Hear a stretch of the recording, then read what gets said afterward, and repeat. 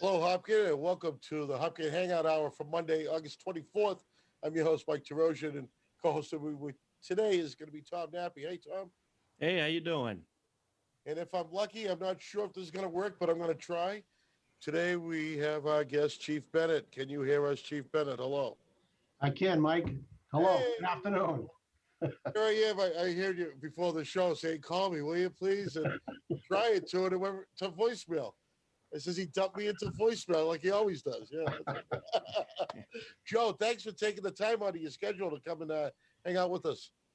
No, this is great. I've been looking forward to it. I was actually off last week, so I Yes. came Yeah, back from hundreds got a of little nervous emails. when we sent you the invite and you weren't. We got automatic reply. It's like, hopefully he comes back. I'm glad to be here. I know I was away this weekend myself, and it was tough to come home. It really was. It was really nice. So you're here. Let's get up to date. How you doing? How you feeling? How's everybody? What's going on? Everything's great here. The troops just amaze me every day at the good work they do and how they're staying positive and energetic with all the challenges they're facing, and they just impress me every day. It is tough, and it is a challenge. I mean, everyone's on a different. No one's in the same frame of mind, and it's bad enough when. Let's face it, when you're interacting with an officer, most of the time it's not in a good moment for that person, and to add all the stresses that with COVID, it must be even harder. It really is. I mean, the tension level is palpable, and the officers sense it, and they're maintaining their positive attitude and their positive commitment to the community, and just looking to be there for everybody. And every day, I'm getting positive feedback from the community about an interaction that they had with one of our officers, and different shows of support come in daily, and during these hard times, we need to be there for the people more than ever, at least in my career. Right, and working in public safety like you, and understanding it, and getting to know your officers more personal than most citizens. First off, you could ask for a better group, well led, and everything starts from the top, and it has for a while, not just you, but the many chiefs ahead of you, and you always seem to get the right officers that click into town, and it's not, yeah, you're lucky we got a couple townies back with us with Jay and Ben, but it's nice that you get people that embrace this community and really, really, they, you would swear they live here because that's how much they feel a part of this community. Yeah, exactly. And it all starts with recruitment. Through our interview process, we have a test, and most of the officers were either took a test or were brought here specifically because they were recommended by someone else. Yep. But our interviews are very much based on who the person is, what's their value system, what do they believe in, and how do they react under stress. That's what we're really looking for. I mean, all of the candidates are qualified, educated, and could be a good member of a police department. But we seek out those special people that really get it. They don't just come in and say, well, I like community policing, and I want to serve. We look for the genuine traits, that are in the person, and it shows every day. Oh, absolutely. Yeah, definitely on the streets because, getting that kind of trait, you're going to send them to the academy. They're all going to come out the same as everybody else, but you're looking for that fit to the town. Right. Excellent. Exactly. So, in speaking of that, we have a couple more officers in the academy now, right? We do. We have three in the academy. Two of them are going together, and then one is independent. Cody's finished his bachelor program at Fitchburg State, and then entered Yep. they go right into the police academy after that. So through that program, they come out not only with an education but with the certification needed to become a police officer in Massachusetts. So, and the other two are halfway through, and looking forward to getting out. The academy can be fun some days, but it's meant to be Sure. a We'll mere talk multi. about that, but also these candidates here, these new officers aren't strangers to you either, right? No, Brittany actually came to us as an intern. Brittany Firth, and she became a dispatcher, and then now she's going to be a full-time police officer. And I'm looking forward to getting to know Nathan Wright. I've met him a couple times through the interview process, but he's off in the academy, and looking forward to getting him in the building to get to know him more. I know you're very lucky with Brittany. I know I stole her from you for a little while. Yes, you did. And it was nice that you're lucky she came back. It was hard. It was hard to let go. But that's outstanding. She So shined since the moment she walked in the building. So exceptional, extraordinary woman. absolutely, this is going to be a great addition to the town. So now this will bring your total to how many officers now? So we'll be at 27. We're funded for 28. We'll be at 27. And you know, we're excited. We're excited. It's a good group, very a new group. I don't want to say young, but a lot of new officers and officers with less than 5 years on the department now. So, you know, today we're really building the future of the organization. You know, the next generation that will hopefully be here for decades. You know, Yeah, it's a shame. It's a shame with the new officers going through the whole COVID. How you know, you really. I mean, throughout the day, everyone sees the police all the time, but now we're seeing them less because we're keeping everyone safe. They're keeping themselves safe as well as the public. And I bet it's going to be hard for them not to be able to interact like they do. Absolutely. We train to really excel in our skill set for personal interaction, right down to our use of body language and nonverbal communication skills, and we lose a lot of that. And it also for us, we see bad things, right, Mike? I mean, we see bad things, we see horrible things, and Yep. those positive interactions with the public are what keep us balanced, would keep us going, and really give us our drive to excel. And we all miss it. And I've said this on a few different forums, but we all miss that contact with the public, meeting new people. It's hard. It really is. I mean, it could be something as simple as just, at a crosswalk, at the common. Let's say, like we don't have the concerts on the common, but they would be there doing the crosswalk and making sure everyone was safe. The interaction you get there, you don't get to see them in the coffee house because you can't get in the coffee house, socially distant, and you really don't have that anymore. It's tough to really interact with the community, but the good news is everyone knows that you're always there when you need it. Always here. We're always here for you. And it's more than just being needed. It's more than just being needed too. I mean, you're out and about all the time, doing your checks, doing whatever. It's just the community part's missing. Absolutely. 99% of what we do is service-based. It's not, we're not crime fighters here in town. We really, I mean, we fight crime, but it's not what the majority of our time is spent on. It really is around that service and engagement with the community. Right. So with the so that's the other thing I want to talk about now. As your numbers grow, with these in the academy, all your empty spots are now full, right? All your your retirements and so forth. Everybody is full. These are going to be new officers. Yep. So that will get us to be where we were. We should have been a couple of years ago with when we lost the 3 officers who retired. Yep. And this will bring them back online. We still have the vacancy from Chief Lee. Yep. And I still have the open deputy chief spot. So there's still some work to be done with regard to that. But the finances in town look pretty good, but finances are tough right now. So with the hiring freeze that's also going on in town, is it that will stop the promotions as well? Is that what's holding it up? Well, I'm hoping to advocate for the promotions and get the support of the select board, especially once we know the budget and get past the town meeting. That will say a lot for but for right now we've held off because of the uncertainty. Right.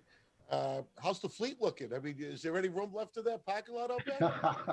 No, you gotta. Well,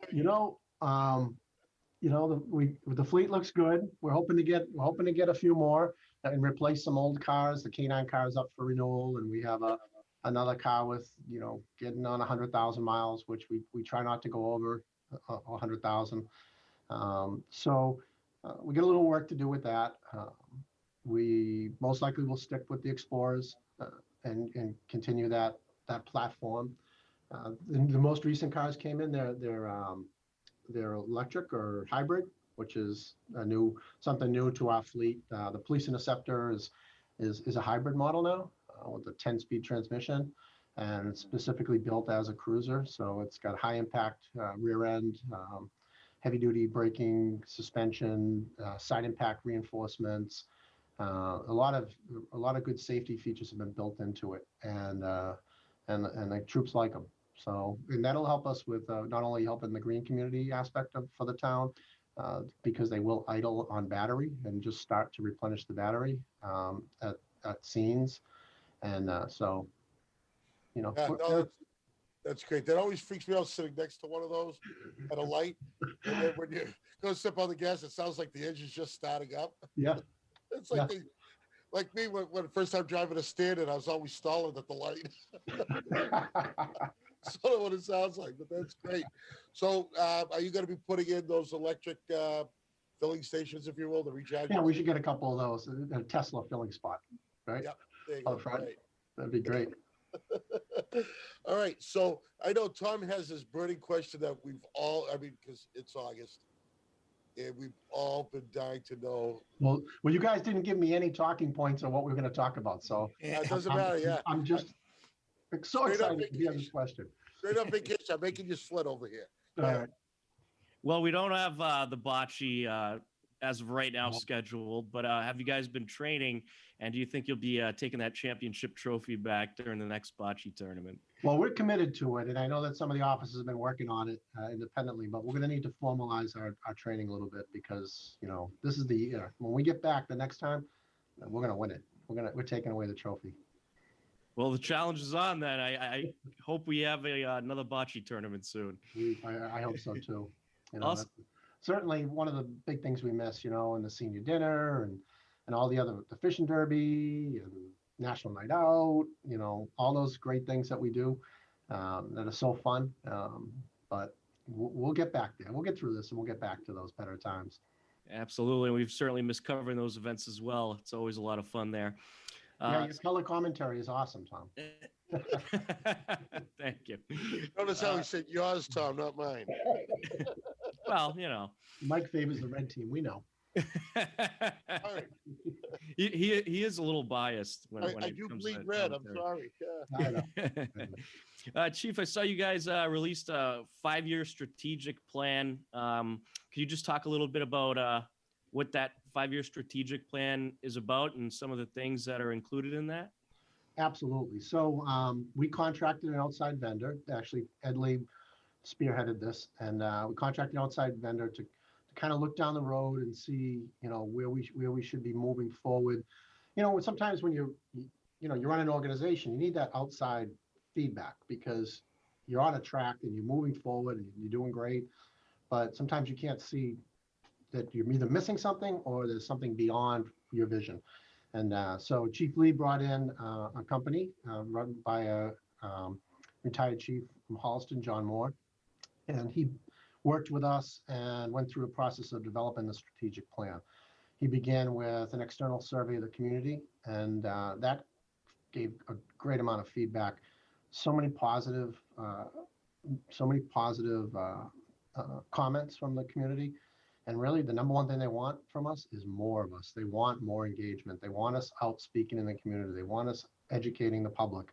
That's the number one thing that they asked for, and resoundingly. And it was good to hear, So then we went to stakeholders meetings, and he met with department heads and people from other boards and committees. And then there was a public forum night, and out of all that was born our 5-year strategic plan with eight specific goals.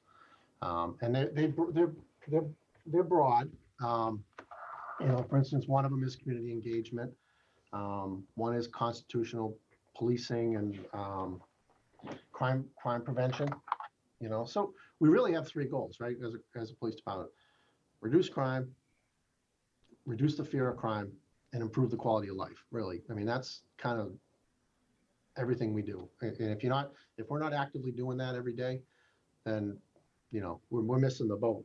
So what we've done so far, Chief Lee really didn't get a chance to launch it. So what I've done since I came in is I took those 8 goals and we assigned sergeants and the lieutenant to spearhead each topic. And with them, they built their own teams of members. And we're looking at some of those teams to bring citizens in to expand those goals. But so the 8 goals, just so I don't miss any, I got my little book here. So it's shocking to hear that traffic is a big concern in Hopkinton. I don't know, I was really surprised to hear that. I've done 3 surveys, 27 years, and number one problem in town, and everyone was traffic. Then the people really wanted us to be involved with the youth,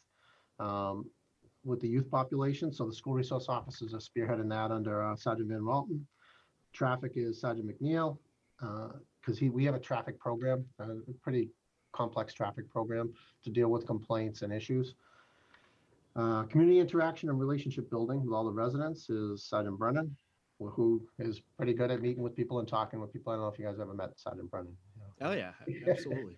So, and then this is pretty relevant right now: consistent and constitutional crime prevention in fair and impartial manner while practicing procedural justice. So that's Sergeant Schofield. When he signed up for that, I don't think he knew of all the social uncertainty he was walking into, but he's hitting it head on. He's also our hate crimes and bias officer. So community service oriented attention to those 21st century policing tasks of socioeconomic nature to include opioid crisis, vaping, and mental health issues.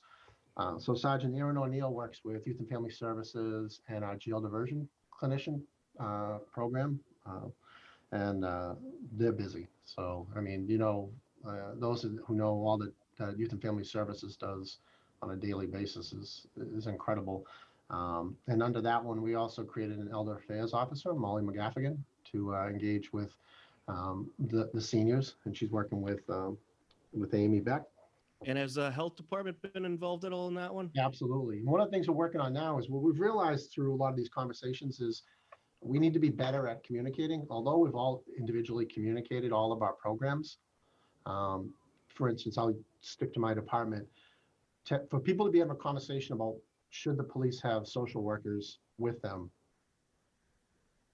obviously we haven't promoted the program enough. I mean, we've had social workers with us for years, and they've done countless acts of good work. And obviously we got to get better at communicating that. So one of the things that Don Alcott brought up pre-COVID was we should communicate as a group better with Board of Health, with the seniors, with us, fire.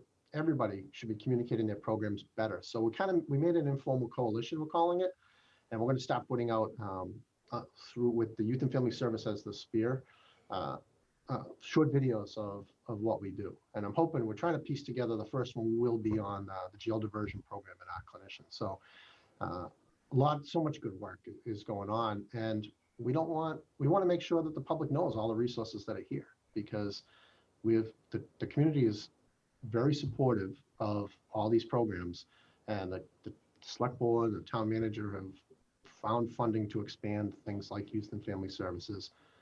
So we want to make sure that those that are in need of anything know that where they can go to get some help. So communication is, as in everything, you can always communicate better, and so that's great. Thanks for bringing that up, Tom.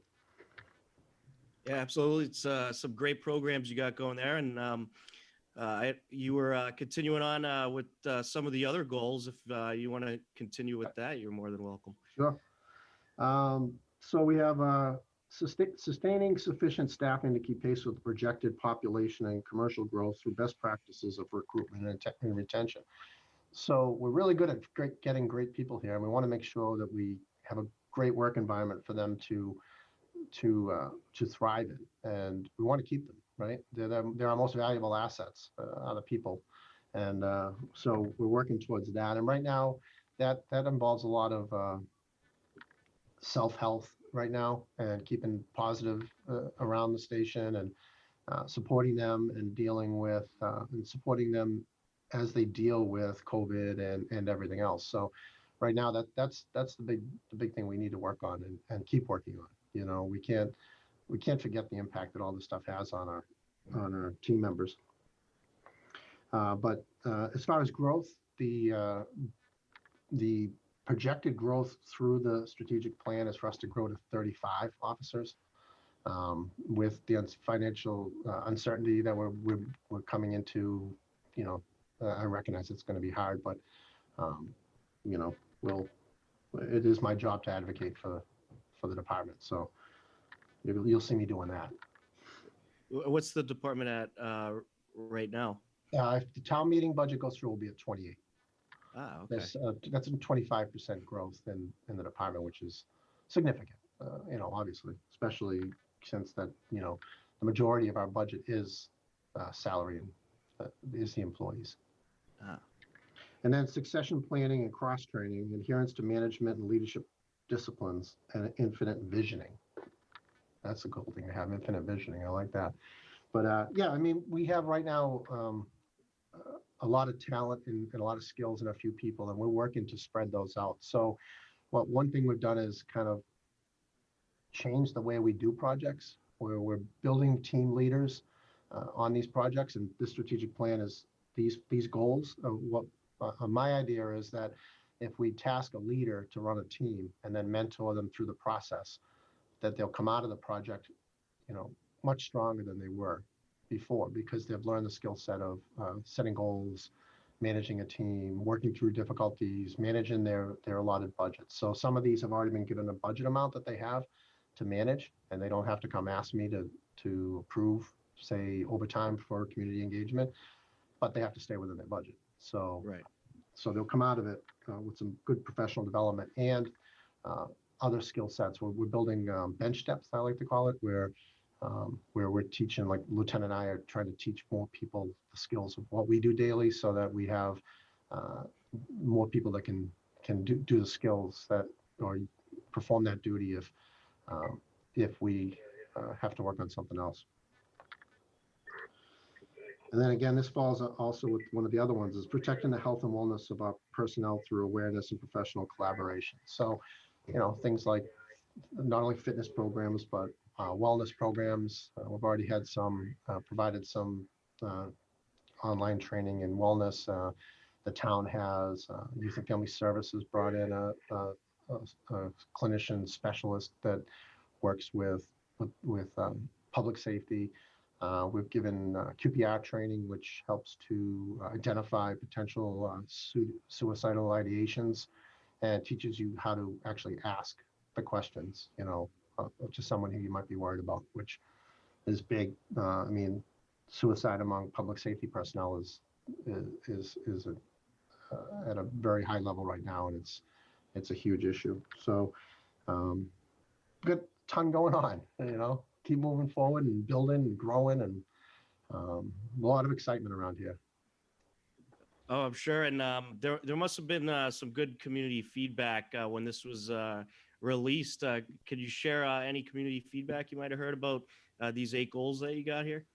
So, you know, it's funny because we definitely got support for it, and got feedback, but there wasn't an outpouring when this got released. And I haven't had a chance. We just reposted it, and I haven't had a chance to get on Facebook because I just got back this morning to see what the feedback was based on the recent post. So I'd have to dig into that. I'm hoping there was more feedback and guidance and support. And if there's negative feedback, then that's okay too, because we want to hear it all. I think it's great because it seems that you're implementing a lot of different things in the community in this plan. How long did it take you to end up creating this plan and getting it onto text like this? Yeah, so it was probably almost 9 months before it really was a final product. between all the meetings and the survey. And for instance, well, the National Night Out last year, we were pushing the survey. So that was August.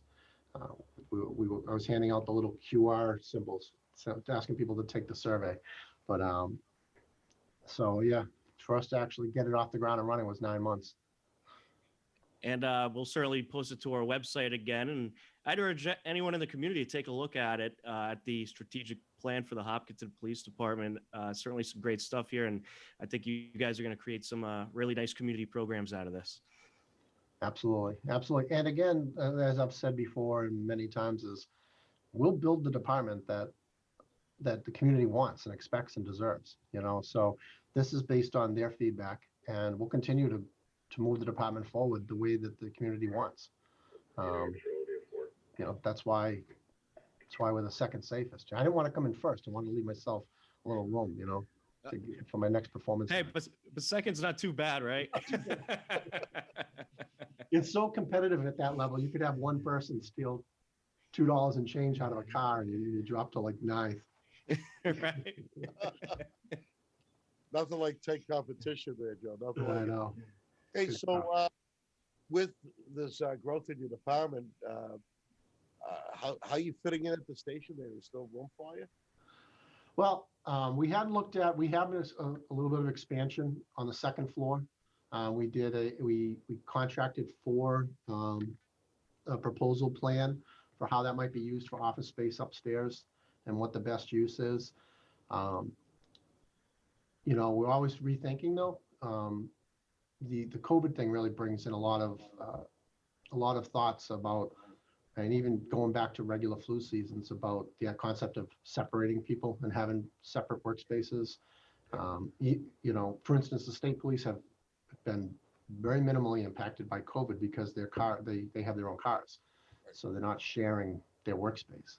They spend very little time in the station, so as do our officers. So, originally the initial plan is for office space up here on the second floor, which is when you look at the station to the left, there's an area there that's not finished. We have enough lockers. The building was originally built for 39 police officers. So we should be good for now. But we are in the process in conjunction with the communications department and the fire department. There is a public safety building study going on. And right now, I'm not asking for anything beyond a small workspace where, say during a storm, or if we needed someone to have work off site or to meet someone away from the building. So I'm looking for one basic workstation and one carport to house a car during a storm, so that because that's what we do, is we stash cars around town. We'll put an officer in a car and tell them, go sit at the Woodville Fire Station, go sit down at East Main, and we'll have them spread out and sit. But it's tough when the snow surrounds your car and the plows are burying you in. So, I never seen that. I've had the highway guys push me out through a snowbank before. So I think I pulled a couple out in my time too. Hey, so what? So now that the work that you're talking about contracting at the station now, that is the unfinished space on the second floor, right? Yes, but we're not doing anything with it right now. But we have it in reserve. You're looking for reserve. So when you say built for the 39, that was for that, not counting the unused, or was that included the unused? That will include that build out. Okay. All right, good. So yeah, so you got plenty of room, which is outstanding, because the building's not a new building anymore. No, 15 years old. So 15 years old. we're in the process now of trying to get it repainted, slowly repainting the interiors. We need a roof. Right. We had to redo the cell block. It was very expensive because the cell block had settled and had a big crack going through it. But that's been completed thanks to Dave Del Torrio and him taking care of it. Went up for a warrant town meeting and they approved it, and that's done now. So thankful for that. But we take good care of it. I think everybody in the building does their best to take care of it. But when you're putting this many people through it, carrying gear with black boots on and gun belts and scratching the nicks, and I mean it takes a toll. And it's not, and I noticed too, if you look at your young officers, it's no longer a gun belt anymore, Joe, like you used to. I know. everywhere, you know? I know. It's the tasers, it's all the good stuff. You got a taser here, clips here, you got Oh, dog I treatment know. over here, you got, it's, First aid kits, self-help first aid kits, oh, tasers. that's a great lead to my next question about first aid. Now, we know everyone's at least a first responder. Does any of them go any further? Do any of them want to? Can they, if they wanted to? So of course we would want them to become first responder. The next step would be to be an EMT. We have a good group of people who are EMTs, and we support them through the training, biannual recertification and training. So say, well, from me down to at least Officer Sergeant Schofield are all EMTs, but it's not mandatory. It was mandatory that they go, and it is. That's what they used to No. split the ambulance with the fire. Yeah. We used to drive the ambulance, right? Yeah, you know, So, the drivers. so you'd have two cops in town and two firemen, and each of them would leave the town and get in the ambulance and leave, and then leave the And cruiser at the side of the road. then when you came back to town, you had to go get the cruiser, Yep. and then the police officer was in the station for another 15 minutes filling out the report. Yep. Doing the run sheet. Yep. So Oh, we've yeah. come a long way, and For the and day. now most of the fire department are paramedics, so we have that. You We have have to that be. higher Yeah, level. you got to be a paramedic now. Yeah, that brings in that higher level of care. So, and that's huge. I remember going to medicals when I was a first responder and just being so nervous. And when you get better training, you get more comfortable. And when you walk into someone that's scared because they're not feeling well, you need to have that calming effect on them, that bedside Right. manner, and that comes with experience and training. So, I Right. fully support police officers being EMTs. And That's outstanding because you guys are already out on the road. You get there faster. The Mhm. calls, if people at home don't know that all calls generate and start at the police station, which is great. The 911 comes in there. But by the time you get an ambulance from the other side of town because they're out on a call already, or just having the police officer nearby is great. And I've known in a situation in a different town where it helped me out. The ambulance was on the other side of town doing another call, and the first person there was an officer, and he happened to have an AED, and it helped save somebody's life. Wow. And that's huge by you guys having some kind of medical training. Sure. And we have AEDs. We carry Narcan. We carry oxygen and a pretty beefy first aid kit. So including airway, and yeah, it's so important. I haven't like you haven't seen it firsthand. What's calling for an ambulance to come for someone that was needed an ambulance badly in my house. When that cop, even though I know he was a first responder and I was an EMT, my wife's a nurse. When that cop walked through the door, we were just so thankful, like, because it's different when you're involved. It's different when it's your loved one. It's just different. And to have someone walk through the door I think it was within a minute that cop came through my living room, and it just helped so much. That's always been huge. It's been the best thing. And there's a lot of people say, "Oh, Mike, what's going on in town? I saw 2 cruisers, an ambulance, and a fire truck." I said, "Oh, just a medical. Someone with a hurt knee. It could be anything." Right. It's just, if people don't understand too, you need that many people there because you could have, so on my side, you got to take off the 3rd floor, narrow stairwell. How are you going to do it? Right. 2 guys can't do it. And I joke that there's a formula. The heavier the person is, the higher they go within the building. Yeah. Well, the elevator's out of service. Exactly. But we, like for example, Mike, if the 2 medics are in working the patient, they'll call down to the officers, get me the stair chair, get me this, get me that. And we know where the equipment is in the ambulance, and we grab it and go up, especially until the additional resources respond. So we work great with the fire department, and we always have. It's always been like that. And I think it all has to boil down to the old days with driving the ambulances, and we always had that relationship. All the outings were police and fire outings. It wasn't just Yeah. it was police and fire outings. We're having some conversation about bringing back. We used to have a joint Christmas party, and now with the young officers, there's a lot of little kids around. So I'd like to see us get back with that. That's the time to do it. That's the time. We still run ours in Ashland. We do it every year. It is fantastic, and it's just more and more kids all the time, which is a blast. My kids loved it. You know, Yep. we grew up all through it. So, still with the programs going on, even though your building is still closed to the public for daily business, with the exception of emergencies or Sure. whatever. I mean, you just can't walk in and say, "Hey, I want my LTC" or anything. You've got to. It's still in lockdown. Well, But I've opened it up a little bit. So I've opened up the drug take back box so you can bring your medications and drop them off. We're still asking that my people. question was, you were able to do the drug take back day? Yeah, that was a great Huge. day.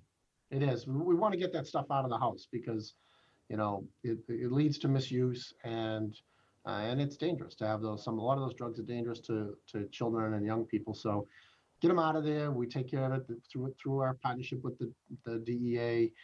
We dispose of them safely, and they don't end up in our water, our drinking water too, by being flushed down the toilet. So it's a great program, and so I've opened that up. You can come in and drop your LTC off. I have a table. Just throw it on the table. We'll come get it. Yep. But we do it more for the public. I mean, our cops are out in the street, going to their houses and interacting with people every day. They can't, this is not where you want to be if you're trying. You don't want to be around us because we're out there every day. And so we ask that anything you can do through the mail. I mean, you can pay for your gun permit online now. We got that up and running thanks to Anne Marie Condon. Oh, excellent. Good. So you can put your application in by mailing it in, and you can pay online. So, and we've been really busy since we opened up the application process. We've processed a ton of applications, both new and renewals. And I want to thank the community for being patient with that because it is a big deal to put, because part of the process is you have to get fingerprinted. So now you're actually having physical contact with a police officer. You're in a room, inside a building. So, Well, that's it. You have the one machine in the center, technically in the center of your building, and there's no easy way to get to it. But those things cost a few bucks. And it's not an ink blotter and paper anymore. No, it works good though. So that team concept that I'm trying to instill and become part of our the norm is. So the people that do the fingerprinting, I met with them and said, "How are we going to do this? What do we need? What are we going to do? What's it going to look like?" And they built a very safe process, and they redid some of the ways and practices that we were managing the process of a gun permit renewal and applications, and they did a great job.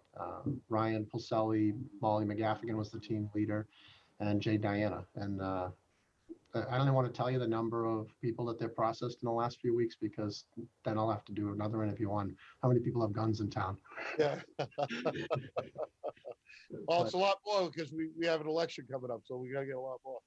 You're 100% right, Mike. I mean, I meet with every new applicant, and a lot of them, when I tell them, just honestly tell me what your intentions are so that I have a safety conversation that I have with every single person. And a lot of people are just nervous. They get nervous when the election comes up and they say, I've been thinking about doing it, but I just felt like now's the time before the election. Yeah, absolutely. They're entitled. It's, that's their reason. They don't have to justify why they want it. I want to remind the people at home that they can just go on the comment section of the YouTube or the Facebook and ask us a question, and we'll get Chief Bennett to answer it for you. But Joe, we have now been through what we're on our 6th month of COVID, and we're coming up with everything being canceled, but things started again, and here we go. Annual town meeting is coming. Wow. Right? Yeah, September 12th. I know that it's on the select board agenda again to talk about it. It'd be interesting. I watched the last meeting, and they're looking for a much streamlined meeting, and then to address more of the articles later. So it'll be interesting. If only a few hundred people can come to the school to watch it. Sure. So now we have outdoors, open areas. I think that's going to add to more than just a couple officers, I'm assuming. Yeah, I mean, our primary role would be traffic and logistics and keeping people moving, keeping people, safe. Board of Health will set the guidelines on to meet to meet the guidelines and expectations related to COVID safety. But yeah, it's all going to need to be planned. But we've gotten pretty good at planning events around here because we have so many of them. So Lieutenant Porter does a great job. Oh, listen, you guys got to take a break. You didn't have to do a marathon this year, so Right. you got a break. Exactly. So you might as well do something. And I Right. think I think town meeting is a good one for you. Yeah, and just a shout out to all those people that are still going to run it remotely. You know, it'll be a good weekend, and I'm sure you'll see some runners around town. So do you have any articles coming up for town meeting? No, we're just the only capital is we're looking for the cruisers. So Okay, because so that article that must have been fake news that I saw. You were looking for some kind of dress code for dog walking. well, clothing would be better. You want to talk about community policing? I know. I mean, think about when I heard all that went on. I'm like, this is either going to go okay or it's going to be a big, huge nightmare. And it went okay. It went okay. The officers did great. I said this to people talking. They had worked their midnight shift, right? They get a half hour to go home. It's already like 80 Yes. degrees and humid. The last thing that any of them wanted to do was go to that call. And nobody likes wrestling with naked people. It's just nobody likes that. So they did a great job. And you still hold it. It's one of the best comments that went viral locally on the Facebook page was, Lucy was well behaved. That was like She's a good dog. She's a good Lucy dog. was a good dog, and that was. I mean, this is the kind of. Some rocks, paper, scissors take place to see who would go to that call. No, it's no scope. That morning, as I was getting ready, I was on shift that day as well, and as I'm getting ready and I'm listening to the call, I was just standing over my radios like this. Did I hear that? Yeah. I mean, we get some weird calls, and that was one that took the cake. And I'm surprised with the day of the phone age that nobody was out with any video footage of this. Yeah, there is a little footage of it. Okay. There's a very little bit that I've heard about. Excuse me. Must be on. Interestingly, like that reminded me of one of my calls. I went to a similar call for two people walking down Route 85 near the state park, naked, singing Christmas carols in the middle of summer.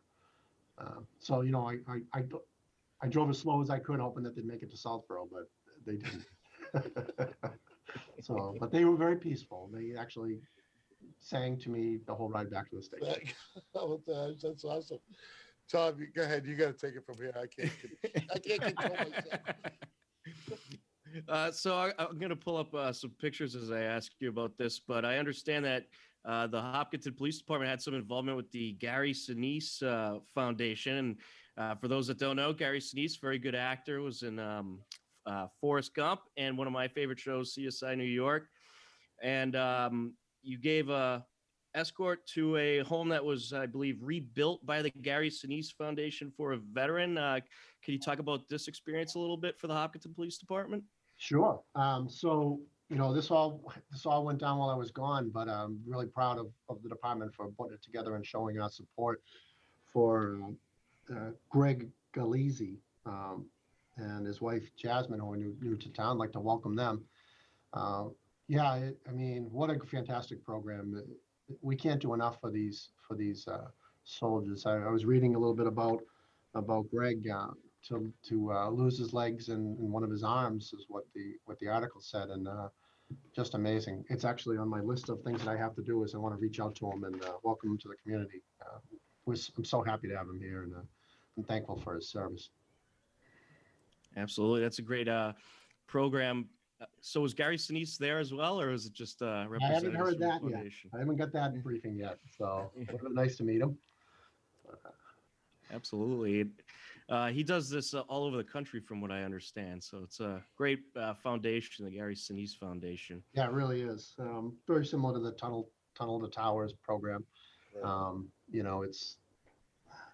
We ask so much, and we have to stand by people when when they give like that. Well, it's outstanding. It just shows you, I mean, how much Hopkinton loves their veterans as it is. Uh, the police, fire, the state reps, and senators, and whatever. They just embrace everything that the veterans have done for us over the years, and they continue to show the support um, just about every day, whether it's some kind of event honoring them or just a visit or just a friendly breakfast. And one of the best ones that I love, and I love telling the story, is it's the Veterans Breakfast, which was always the first Friday of the month.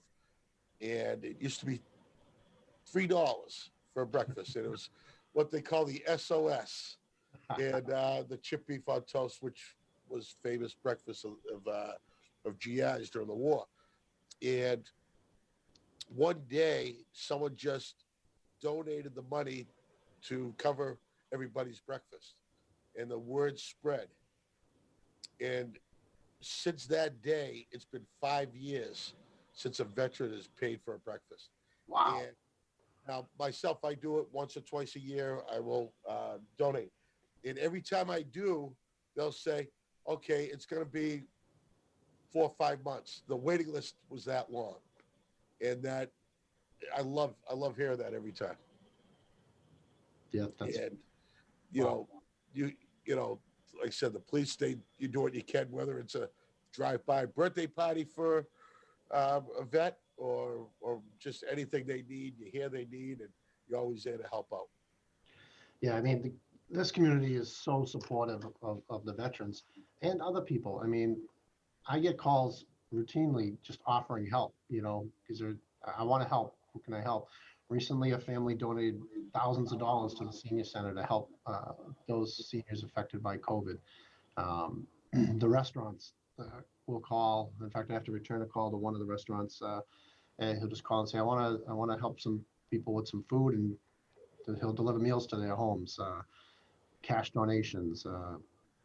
It really is.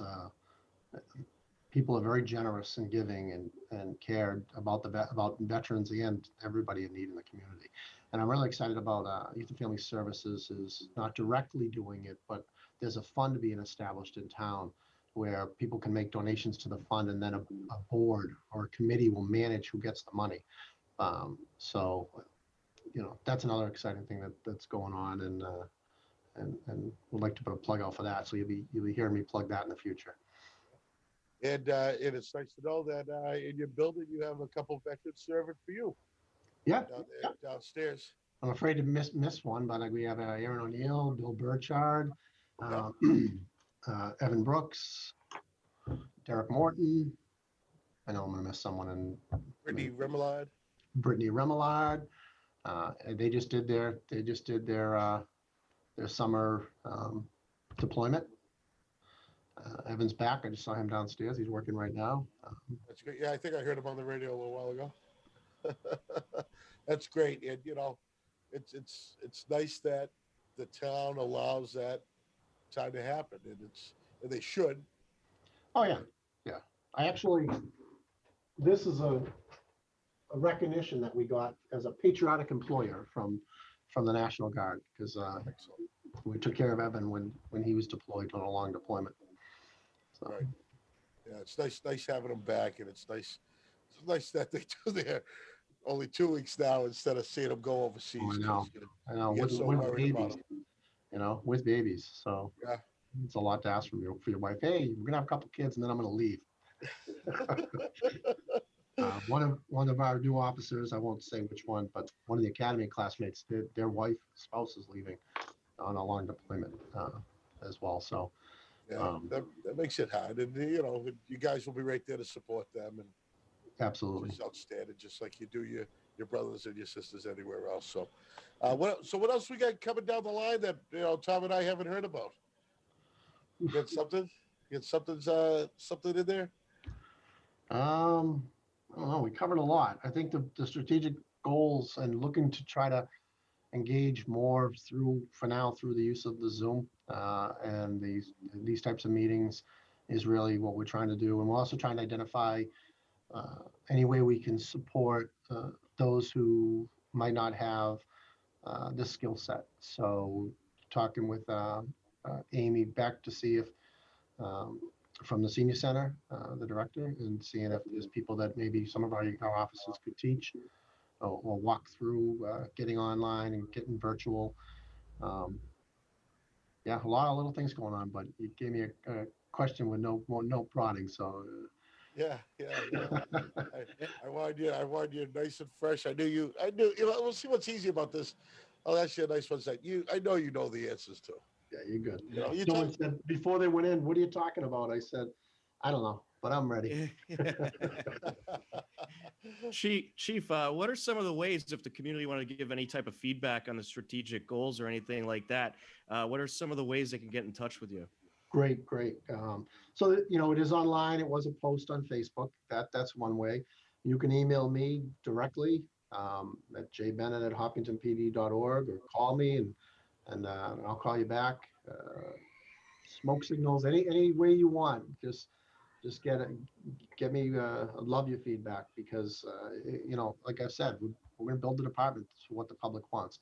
Now, granted, there are people that I'm not going to. I guess I'll admit this. There's some people that don't like us, and they give us negative feedback. But that there's 100 that give positive, or 500 that give positive feedback for every complaint we get. So those that know us know, we're just trying to do the best we can here, and we deal with a lot of tough situations. So, yeah, reach out to me personally, email me, call me, use our Facebook, Twitter, to give us feedback or uh, whatever you're most comfortable with. We would love to hear. Well, you guys do great work in the community, and one of the other things that I know that your department, the Hopkinton Police Department, as well as other departments locally, have been trying to get out there is lock it or lose it. I saw this post on the police department Facebook. I saw it on the Hopkinton one as well as a few other towns, but talks about how vehicles are being targeted that are left unlocked. Sure, that's a big problem right now. People from Connecticut and other states are coming into the small towns and stealing stuff. If you leave your car unlocked or your keys in it, they'll take your car. If you leave your wallet in it, they'll charge your cards up in a matter of an hour and drain the accounts. They're very skilled. It is organized. They're dropping people off in neighborhoods that people will walk around. The towns around us have been hit. Uh, I'll leave it at that. So I don't want to put out a challenge, but we so yeah, the best thing you can do is lock your stuff. I'm going to leave you for 1 second. Yeah, that was thing that was happening in a few towns. Yeah, There it is. it's news right now, and there's a lot of intel going through, being fed to us on potential suspects and stuff. But we've been handing these out for years, right? You've seen these on our social media. Like it, lock it, keep it, and it's so true. When I built these cards years ago, the data showed that 95% of all the cars that were robbed from were unlocked, and it's just so easy. And that's as opposed to the felony lane gang, who are an organized group that will break your windows. But the best thing you can do is not leave uh, your purse or items that are visible, because they're most likely not going to break your window unless they see something that they know that there's, because they don't want to make the noise. So keep your car clean, don't leave your valuables in sight, and lock your door. And that's what you can do to help us and to protect yourself. It's the best advice that I can give. That's great. Absolutely. I want to ask you, you still have that parking spot out in front for people that are doing sales on eBay?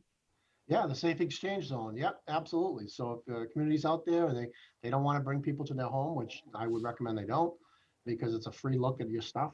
For instance, you leave your shed open and you have something nice in there, they come and see it, and then wake up the next morning and it's gone. Plenty of good people are selling and exchanging things every day, but there are nefarious people. So we have a spot out front. You can use any spot out front, and it's all on camera, and everybody knows it's a police station. It's a great tool for reducing your risk and exposure to people. that might be criminal. Another great program that we're promoting is the Person at Risk program, which Steve Buckley really spearheaded and designed, and now Molly is taking over as part of her Elder Affairs assignment. So if you have a person that might be at risk because of autism or cognitive a cognitive disability, anybody that's at risk for anything. There's a form that you can fill out online and give us your information. It's confidential. It won't be shared with anybody. And it asks very basic questions that help us respond. So let's say you have a very touch sensitive person or proximity. They don't like to be crowded. And you share that with us. It helps us to better respond and interact with that person at risk. Or if they're known to elope, which means they may sneak out of the house, which we had a young boy downtown that we'd find him walking Main Street in the middle of the night. But because of this form and our interactions with them, we knew how to deal with them and not upset them or to minimize the impact. So I'd recommend people go to our website and utilize that resource as well. Yeah, and you also, I mean, all the training, you talk about just something simple as that. I mean, you do the autism awareness training. We do. Which is incredible. I mean, we've done it on the red team side, but for what you have to do mostly on the blue team, wow, I can't even describe it. Just what it's so helpful. Speaking of training, that's one of the things that I want to do is better educate the public on all the training that we get. I mean, we have a very robust training program. We send officers to all types of training. Like for instance, the topic of bias, right? We've been training officers in recognizing and preventing bias activities and being more aware and conscious of bias for years. We have a great training program, and the town supports it. I started writing a list of all the things that we train in, and it's exhaustive. So we're not just going to the range and shooting like the police department in the 70s. Go shoot twice a year and get your CPR card, and you're good. Now get on the road. We're constantly training. And you're training in things that you never think you'd be training in, because it's constantly changing. Right. It's not like, oh yeah, I took autism awareness 2 years ago. Oh yeah, you need it again because so much has changed. It's like CPR every year. Remember your 2 rescue breaths. Now there's no breathing. Now constantly. You have to retrain and get fresh training to stay current. It's absolutely true. Just because we took a bias training class, so we started 5 years ago, doesn't mean we haven't repeated it, and doesn't mean we haven't, gotten, more current and contemporary information. You gotta keep retraining, especially when you ask, officers to focus on all the quality of life issues. So that's outstanding. Well, Chief, thank you very much for coming in on your first day back from vacation. We appreciate you handling the tough and rough questions from Tom Nappy and myself. It's always. I'm going to get my bocce. I'm going to build it in. I'm going to take that expanded space there next to me and build a bocce court. You think that I definitely make the news, right? Oh yeah, you know what? I tell you what. Well, you might actually win the trophy. I mean, it might happen. I did hear a rumor the fire department has one down there somewhere. To the basement of Brookville. You got everything over there. Chief, thanks again. I'd like to thank everyone for watching, and have a great day. We'll see you back tomorrow when we have on Dr. Cal Kavanaugh from the Hopkinton Schools.